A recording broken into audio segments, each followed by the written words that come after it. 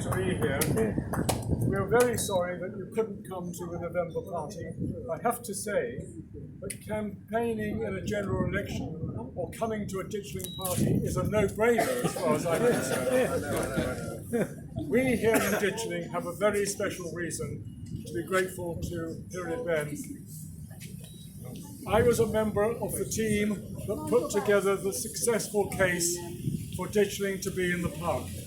But as Mr. Benn knows full well, and I know full well, that was not quite how it worked. At the end of the Petworth House party, I went up to Hilary Benn and I said, thank you for having agreed a national park in the first instance, and thank you for agreeing that Ditchling should be in it. And he said, well, it didn't quite work that way. He said, when I received the inspector's report, it was that deep and that much was devoted to why Ditchling should not be in the park. And he said, I turned to my civil servants and said, I can't leave that place out without going to see it. And they said, you can't. And he said, why? He said, because you would be stepping outside due process if you did, and you would put the whole thing back to the beginning. So he said, if I come down to Ditchling with you and you monitor me and I say nothing to anybody except good morning, will you allow me to do that? And he said, yeah, they said, yes, you can. So in your words, you came down to Ditchling, you parked at the bottom of the high street, you walked up the high street, you turned, and wham, the Downs hit me in the face. And I told my civil servants, I can't leave this place out. And they said, well, you have the power to do that, but you have to drive through or go through the area north of the village, because that's what the inspector said was not worthy of inclusion.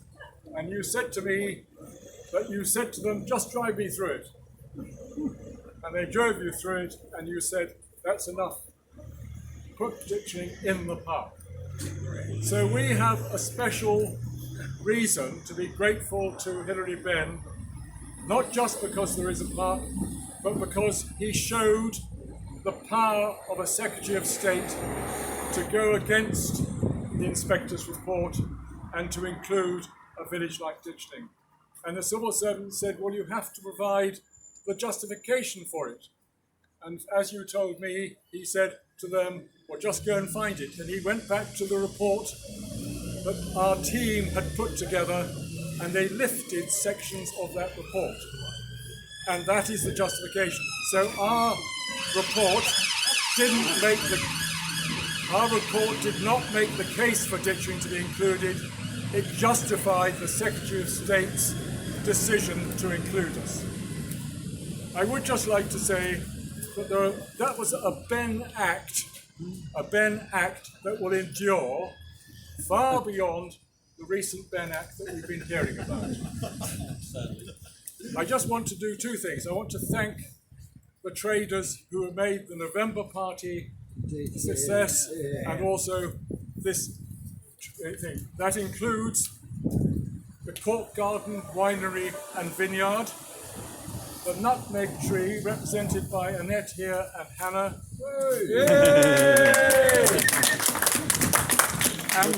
and the White Horse, which provided the food for the November party. And incidentally, you're invited back to the White Horse. I'm afraid it's going to be on your own account, but you're invited back to the White Horse after this unveiling. I'd also like to thank, and unfortunately I don't think they're here, the letter carvers and cutters. I think most of you have seen the plaque already in the November party, but it looks magnificent here. And those were Tom Sargent and Chris Elsey of the Stone Carving and Lettering Studio. So I've said enough. I just want to re-welcome Hilary, thank him very much, and ask him now to unveil